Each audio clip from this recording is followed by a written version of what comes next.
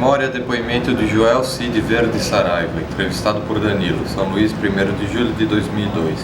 Realização Museu da Pessoa, entrevista número 43. Joel, boa tarde. A gente pode começar você falando seu nome completo, local e data de nascimento? Tá. Eu sou Joel Cid Verde Saraiva, nasci em São Luís, Maranhão, no dia 8 de 11 de 1959, né? Sou filho de José da Paz Saraiva e Maria José Verde Saraiva. Notável até o local onde eles nasceram, né? Se a gente for ver São Luís, né? Fica uma ilha, né? E um é de cada extremo, né? O meu pai é do lado de Alcântara e a minha mãe do lado de São José de Ribamar, né? Então, e se juntaram. O meu pai foi até a cidade de Humberto de Campos fazer um trabalho e lá conheceu minha mãe, né? Conheceu, roubou a minha mãe, né? Como foi isso? Que história foi essa?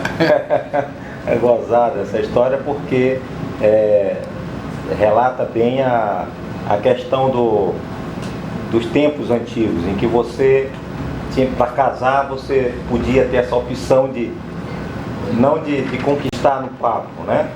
Na conversa, mas você podia chegar e roubar até, né?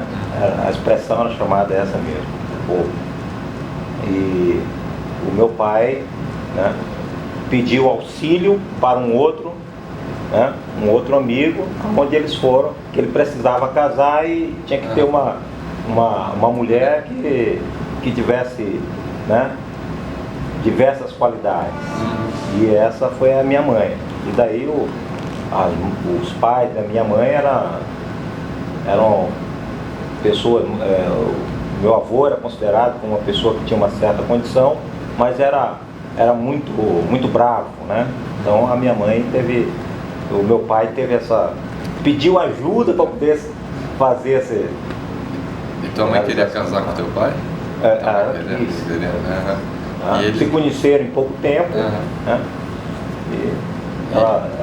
Eles tiveram que atravessar um canal, né? A barca, é uma história engraçada isso, né? E eles ele pediu auxílio um outro porque ele não tinha condições de remar, né, sozinho, então ele teve que pedir auxílio ao outro para poder atravessar a Bahia. Aí eles foram morar em São Luís. Como foi isso daí? Daí você nasceu em São Luís, é isso? Eu? Eu nasci em São Luís, né? Meus pais, meu pai, no caso, trazendo a minha mãe de lá, a minha avó, mãe do meu pai, já morava aqui em São Luís.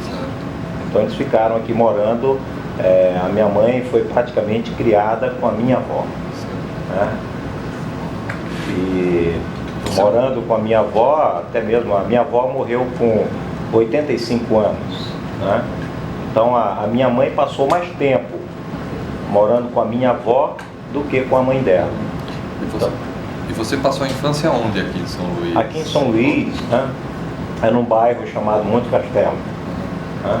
Como que era? Você pode descrever um pouco do bairro, dia a dia? Um bairro onde tinha o mais próximo que tinha de coisas mais significantes era um cinema, né, um dos cinemas na cidade, né, e também o grande centro que era a escola técnica, né, e o outro era a escola do Senai, né. Então, quer dizer, isso são uns marcos muito significativos, né, para a formação das pessoas que moravam em volta dessa comunidade, desse bairro, né.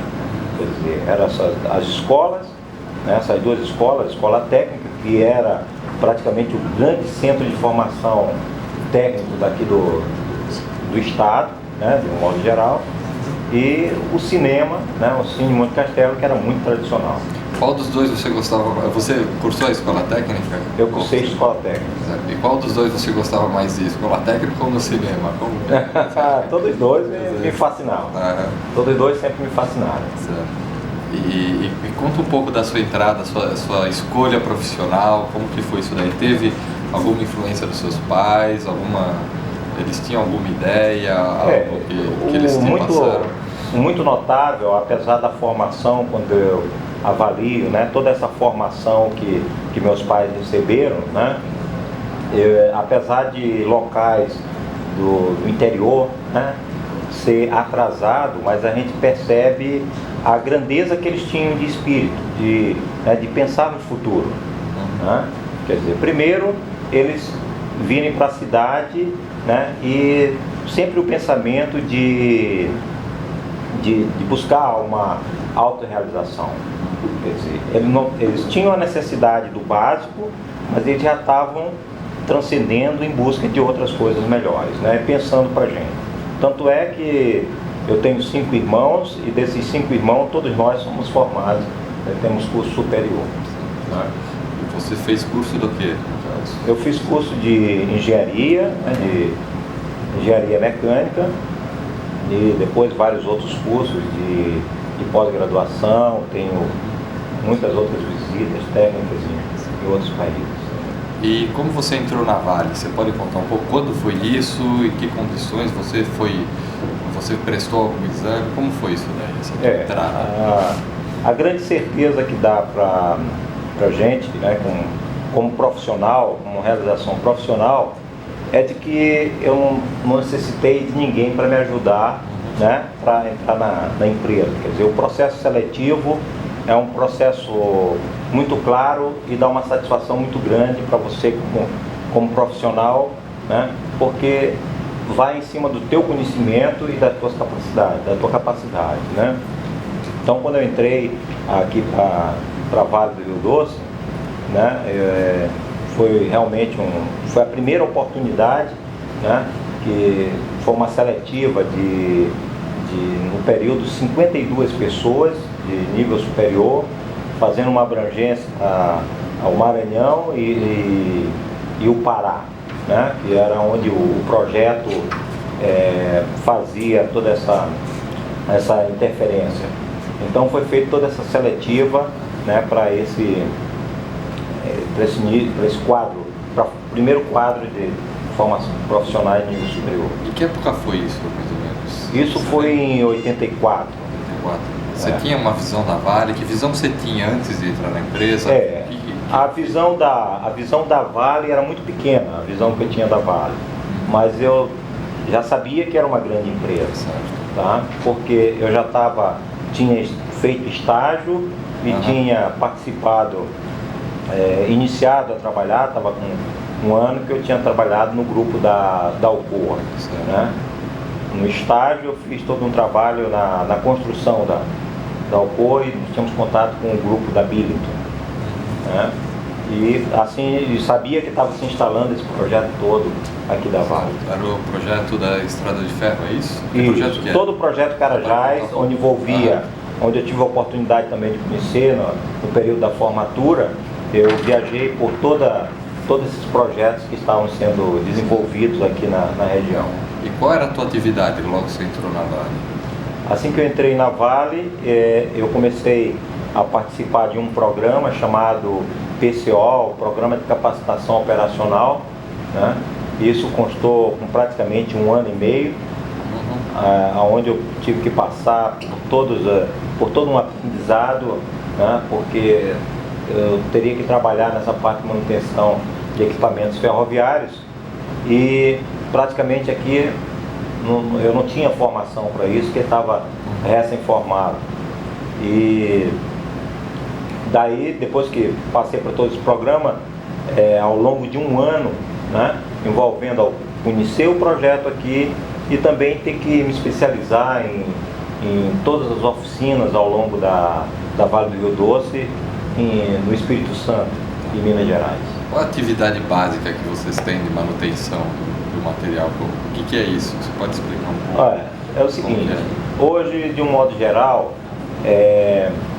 a formação que eu tenho, toda ferroviária, ela tem uma abrangência geral. Eu sou um clínico geral, vamos dizer assim, né?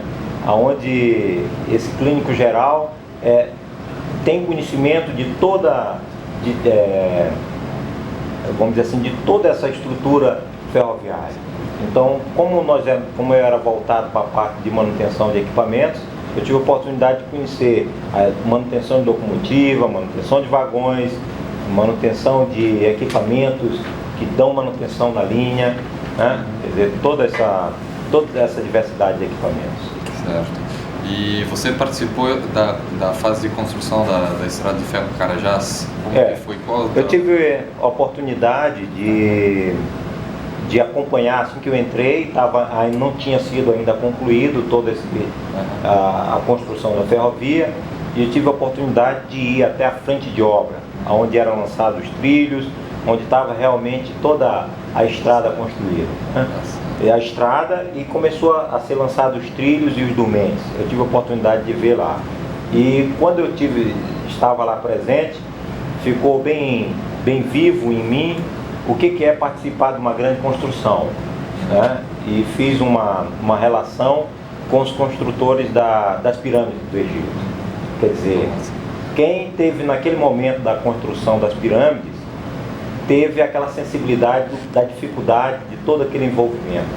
Então, no momento que eu tive junto àquela visita, eu tive a oportunidade de ver o que é construir, o que é participar de uma grande construção. Hoje, as pessoas que estão trafegando sobre essa ferrovia, sobre esse projeto, sobre todo esse envolvimento, não vão ter essa sensibilidade de quando foi essa construção, né? Com certeza. É que nem quando alguém vê as pirâmides, não tem noção do que rolou, do que envolveu toda aquela construção. Joel, para finalizar, você teria alguma história, algum caso que você queria contar ou falar alguma coisa para finalizar? Olha, a história que eu posso registrar vamos dizer assim, é todo esse empreendimento que foi feito, né? Quer dizer, e eu posso ver em vários aspectos. Uma é você numa região pequena, você vê vamos dizer assim, o quanto pode ser elevado o seu potencial, né, com um grande investimento. Quando eu falo isso na questão profissional, na minha formação, né? Outro é na própria visão que é dada a toda uma região, né? O que proporciona? Quer dizer, eu fui testemunha de ver os primeiros trens de passageiro, né, circulando, e a gente via o quanto pessoas que estavam iniciando, nunca tinham visto o trem e estavam usufruindo de um meio de transporte que não era, vamos dizer, o convívio deles, né? E tudo isso ia se adequando, e as pessoas iam começando vamos dizer assim, a conviver com isso. Por outra experiência também, nesse mesmo sentido, é toda uma relação da questão ecológica. Quer dizer, quando você realmente se depara em um projeto, nas oportunidades que eu tive de logo no início e vivenciar em Marabá, quando você via todo um processo de desmatamento, de uma certa forma também testemunhando uma forma desestruturada, né, por pessoas que iam povoando aquela região, né? Quer dizer, pessoas que estavam em busca de uma diversidade de oportunidades, né? Pessoas desmatando, pessoas se degradando, né?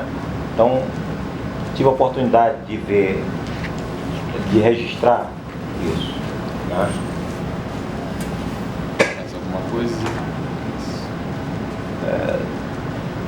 Perfeito. Eu registro como, né, como ser humano, eu falo que essa grande experiência, né, de estar participando de um grande projeto, né, de uma grande pirâmide, de uma grande obra, né, e ter vivenciado isso.